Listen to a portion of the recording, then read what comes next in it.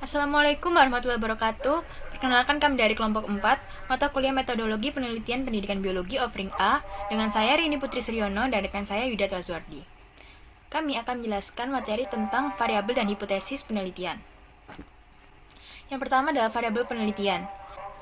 Variabel penelitian adalah suatu atribut atau sifat atau nilai dari objek atau kegiatan yang mempunyai variasi tertentu yang ditetapkan oleh peneliti untuk dipelajari dan ditarik kesimpulannya. Fungsi dari variabel penelitian adalah untuk mempersiapkan alat dan metode pengumpulan data, yang kedua untuk mempersiapkan metode analisis atau pengolahan data, dan yang ketiga untuk pengujian hipotesis. Variabel penelitian yang baik adalah variabel yang relevan dengan tujuan penelitian dan dapat diamati serta diukur.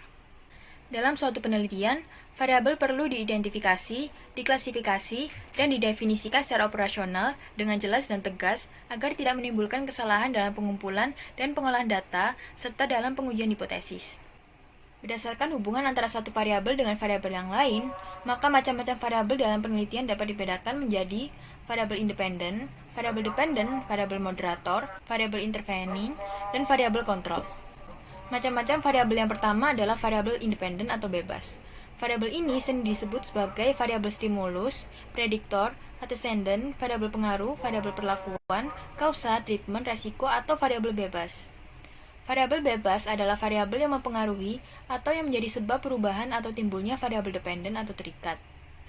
Dinamakan sebagai variabel bebas karena bebas dalam mempengaruhi variabel lain.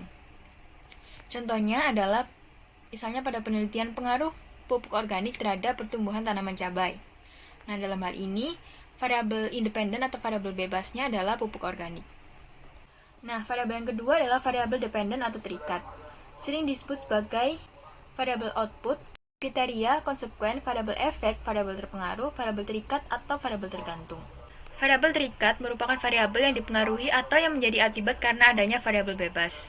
Disebut variabel terikat karena variabel ini dipengaruhi oleh variabel bebas atau variabel independen. Contohnya pada pengamatan pengaruh pupuk organik terhadap pertumbuhan tanaman cabai, maka variabel terikatnya adalah pertumbuhan tanaman cabai. Yang ketiga adalah variabel moderator.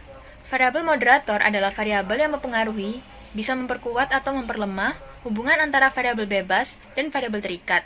Contohnya, hubungan motivasi dan prestasi belajar akan semakin kuat bila peranan dosen dalam menciptakan iklim atau lingkungan belajar sangat baik.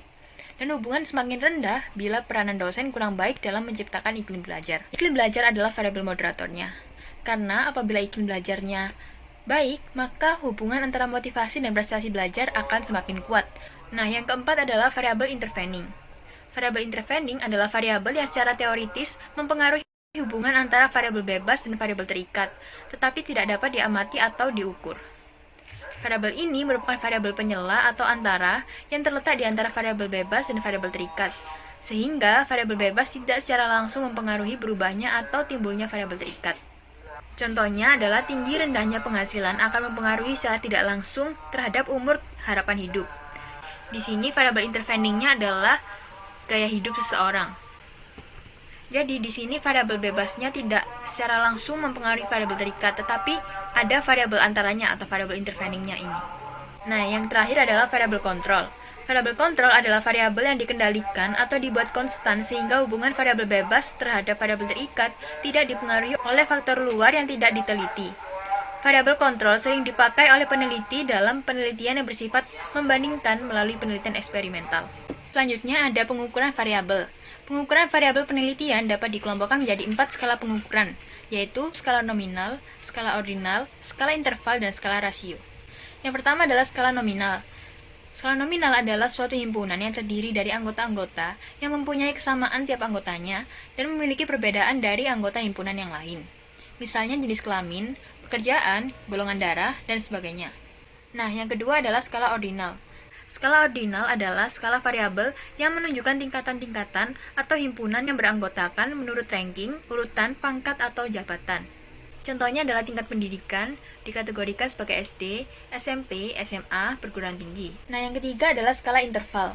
Adalah skala data kontinum yang batas variasi nilai satu dengan yang lain jelas, sehingga jarak atau intervalnya dapat dibandingkan. Contohnya adalah temperatur, tingkat kecerdasan, jarak, dan sebagainya. Nah, yang keempat adalah skala rasio. Skala rasio adalah skala yang di samping batas intervalnya jelas, juga variasi nilainya mempunyai batas yang tegas dan mutlak. Misalnya tinggi badan. Sebagai skala rasio, tinggi badan 180 cm dapat dikatakan mempunyai selisih 60 cm terhadap tinggi badan 120 cm. Nah, materi selanjutnya akan disampaikan oleh rekan saya, Widata Lazuardi. Materi selanjutnya yaitu hipotesis penelitian. Hipotesis penelitian merupakan jawaban yang bersifat sementara atas rumusan masalah yang diajukan dalam penelitian yang bersifat teoritis dan belum dalam bentuk jawaban secara empiris dan praktis dalam menjawab pertanyaan-pertanyaan dalam penelitian. Ciri-ciri hipotesis yang baik antara lain yaitu hipotesis harus menyatakan hubungan antara dua atau lebih variabel. Hipotesis harus sesuai dengan fakta dan teori, harus dapat diuji, harus dirumuskan secara singkat dan jelas, hipotesis harus bisa menerangkan fakta, dan hipotesis dinyatakan dengan kalimat pernyataan yang bersifat deklaratif. Fungsi dari hipotesis yaitu penelitian yang memiliki hipotesis yang kuat merupakan petunjuk bahwa peneliti telah mempunyai cukup pengetahuan untuk melakukan penelitian tersebut, memberikan arah pada pengumpulan dan penafsiran data dalam penelitian, memberikan petunjuk tentang prosedur apa saja yang harus diikuti dan jenis data seperti apa yang harus dikumpulkan, dan memberikan kerangka untuk melaporkan kesimpulan penelitian. Macam-macam hipotesis. Yang pertama, berdasarkan arah atau tujuan penelitian, yang dibagi menjadi directional hipotesis dan non-directional hipotesis. Directional hipotesis atau hipotesis mengarahkan peneliti, yaitu hipotesis yang langsung memprediksi hasil penelitian dengan arahan yang spesifik. Contoh, pasien diabetes yang telah menjalani program terstruktur untuk mengurangi kadar gula darah akan lebih patuh dibanding dengan pasien yang tidak ikut program. Non-directional hipotesis atau hipotesis yang tidak mengarahkan peneliti, yaitu hipotesis yang mengindikasikan telah ada korelasi atau perbedaan namun tidak secara spesifik mengarahkan peneliti. Contoh, terdapat hubungan antara jumlah sumber stres yang dilaporkan petugas kesehatan di Afrika Selatan dengan minat petugas kesehatan untuk tetap bekerja sebagai pekerja kesehatan profesional di Afrika Selatan. Yang kedua, berdasarkan jumlah variabel, yang dibagi menjadi hipotesis sederhana dan kompleks. Hipotesis sederhana disebut juga dengan hipotesis bivariat karena hanya terdiri dari dua variabel, yakni variabel dependen dan variabel independen. Pada jenis hipotesis ini, parameter distribusi populasi dinyatakan secara lengkap. Contoh, menonton film pendek, tema kesehatan berpengaruh terhadap perubahan perilaku remaja dalam merokok.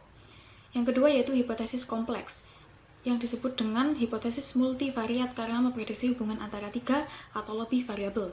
Hipotesis ini bisa terdiri dari 2 atau lebih variabel independen dan 1 atau lebih variabel dependen, dan sebaliknya. Pada jenis hipotesis ini, parameter distribusi populasi tidak dinyatakan secara lengkap. Contoh, orang-orang yang tidak merokok dan tidak memiliki riwayat hipertensi cenderung tidak mengalami penyakit jantung koroner dibandingkan orang-orang yang merokok dan memiliki riwayat hipertensi. Yang ketiga yaitu berdasarkan terbentuknya hipotesis, yang dibagi menjadi hipotesis nol dan alternatif. Hipotesis nol adalah hipotesis yang menyatakan tidak ada perbedaan antara dua variabel, atau tidak adanya pengaruh variabel X terhadap variabel Y. Dengan kata lain, selisih variabel pertama dengan variabel kedua adalah nol atau nihil. Contoh, tidak ada pengaruh cahaya terhadap tinggi tanaman kacang hijau.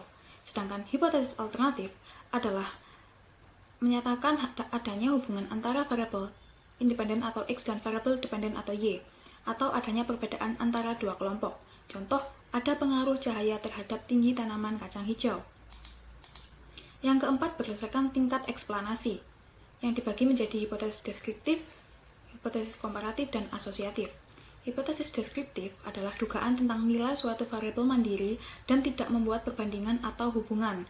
Contoh, rumusan masalah. Seberapa lama waktu tunggu pelayanan farmasi? Rumusan hipotesisnya, waktu tunggu pelayanan farmasi mencapai 30 menit. Hipotesis komparatif adalah pernyataan yang menunjukkan dugaan nilai dalam satu variabel atau lebih pada sampel yang berbeda. Contoh rumusan masalah, apakah ada perbedaan produktivitas padi di Situbondo dan di Probolinggo? Rumusan hipotesis, tidak terdapat perbedaan produktivitas padi di Situbondo dan Probolinggo. Selanjutnya yaitu hipotesis asosiatif, adalah suatu pernyataan yang menunjukkan dugaan tentang hubungan antara dua variabel atau lebih. Contoh, rumusan masalah, apakah ada hubungan antara jumlah fitoplankton dengan hasil tangkapan? Rumusan hipotesisnya, tidak ada hubungan antara jumlah fitoplankton dengan hasil tangkapan. Yang terakhir yaitu berdasarkan cara memperolehnya, yang terdiri dari hipotesis induktif dan deduktif. Hipotesis induktif adalah hipotesis yang dirumuskan berdasarkan pengamatan untuk menghasilkan teori baru, biasanya pada penelitian kualitatif. Sedangkan hipotesis deduktif merupakan hipotesis yang dirumuskan berdasarkan teori ilmiah yang sudah ada, biasanya pada penelitian kuantitatif. Berikut merupakan perbedaan dari hipotesis induktif dan deduktif yang ditunjukkan pada gambar di bawah ini. Terima kasih. Wassalamualaikum warahmatullahi wabarakatuh.